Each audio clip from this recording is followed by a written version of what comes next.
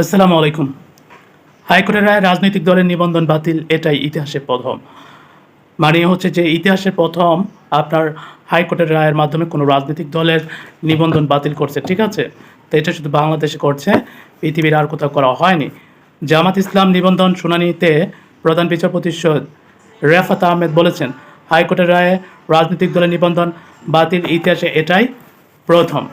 মঙ্গলবার 10 মে প্রধান বিচারপতির নেতৃত্বাধীন 4 সদস্যর আপিল বিভাগে জামাত ইসলামের নিবন্ধন ফিরে পেতে আপিল শুনানিতে তিনি এমন মন্তব্য করেন।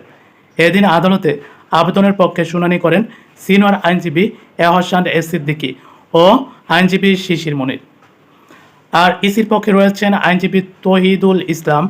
আগামীকাল বুধবার আবার এ বিষয়ে শুনানি দিন রাখা হয়েছে। এর আগে গত 12 মার্চ রাজনৈতিক দল হিসাবে জামাত ইসলামে বাতিল হওয়ার নিবন্ধন ফিরে পেতে আপিল শুনানি শুরু হয়।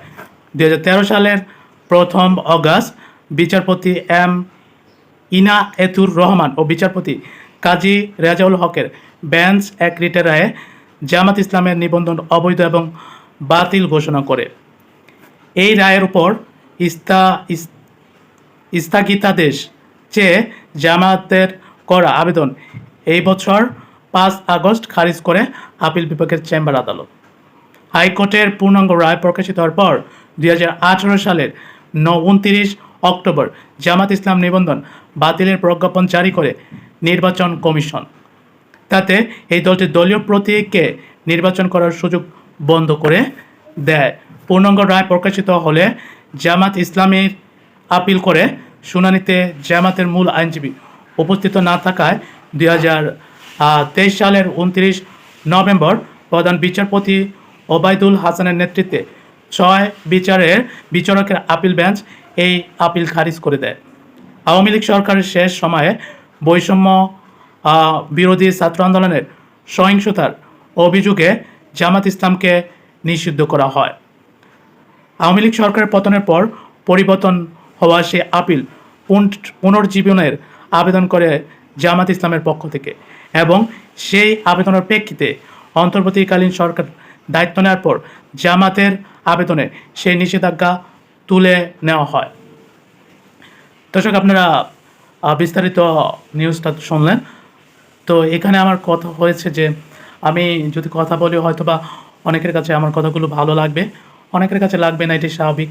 কারণ হচ্ছে আমি যে কথাগুলো বলবো সে কথাগুলো তিতা হলে সত্যি কথা। জামাত ইসলামকে নিয়ে যদি এত আলোচনা সমালোচনা হয় এখন, তাহলে যে সময় দেশ স্বাধীন হয়েছে, স্বাধীনের পরে কেন যারা দেশের দায়িত্ব গ্রহণ করেছিল তারা কেন জামাত ইসলামকে নিষিদ্ধ করলো না? শেখ মুজিব সহ অন্য যে বড় বড় নেতাগুলো ছিল, 4 নেতা, তো তারা কেন নিষিদ্ধ করলো না? আমার কোশ্চেন হচ্ছে এখানে জামাত ইসলামকে এই বিচার করা হলো সেদিন জামাত ইসলামের কতগুলো কর্মীকে মৃত্যুদণ্ড দেওয়া হলো, জেলে পুরে রাখা হলো। এখন কথা হলো তাহলে কেন শেখ মুজিব কেন করলো না, জিয়াউর রহমান কেন করলো না? ঠিক আছে, তো তারা কেন করলো না, এরশাদ কেন করলো না?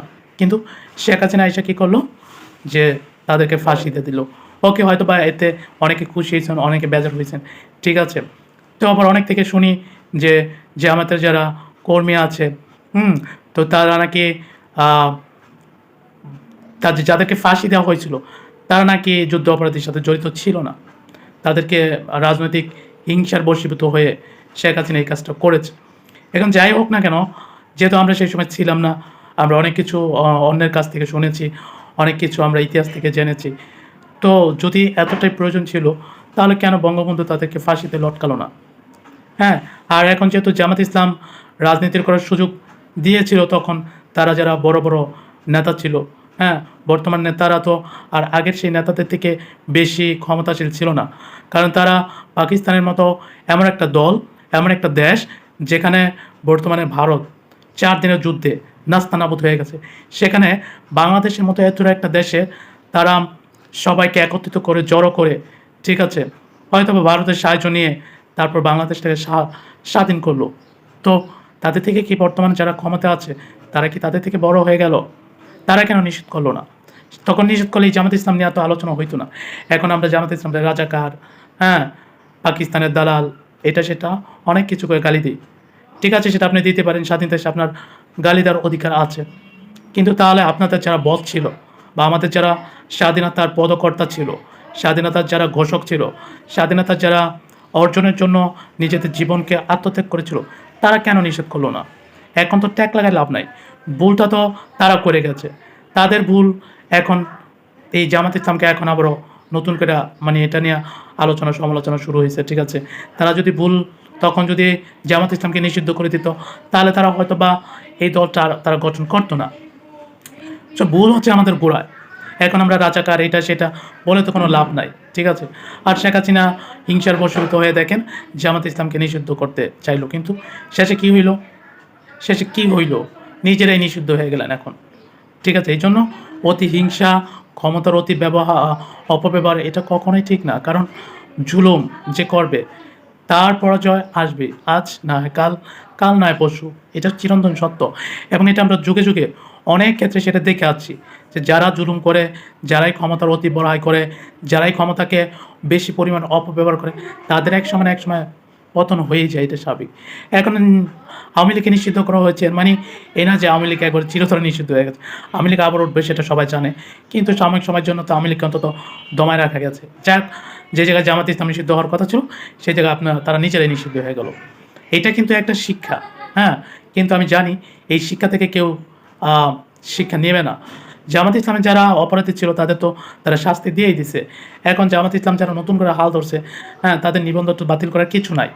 ঠিক আছে, তারা নির্বাচন করুক, সুষ্ঠু নির্বাচন হলে তারা তাদের যতটুকু মানুষ পছন্দ হবে ততটুকু মানুষ তাকে ভোট দিবে, যারা পছন্দ করবে না তাকে ভোট দিবে না, এটাই তো স্বাভাবিক। কাজে যে নিষিদ্ধ কইরা কোনো লাভ হইল না। জামাত ইসলাম সেই তাদের ভোটে যোগদান করার অধিকার ফিরে পেল। মাঝখানটা কী হইলো? আওয়ামী লীগে নিষিদ্ধ হয়ে গেল। তারা হয়তো বা 10 বছর 15 বছরের মধ্যে আর তারা নির্বাচন করার সুযোগই পাবে না। এই জন্য বলছে যে অতিবার বেরো না, কী হবে? অতিবার বেরো না মানে ঝড়ে পড়ে যাবে, আর অতি ছোট হয়েও না, ছাগলে খাবে, এরকম একটা কথা আছে বাংলা। তো সেটা হচ্ছে অবস্থা। অতিরিক্ত কোনো কিছুই কারোর জন্য ভালো না। তো দর্শক, এই পর্যন্ত, ভালো থাকবেন। আল্লাহ হাফেজ।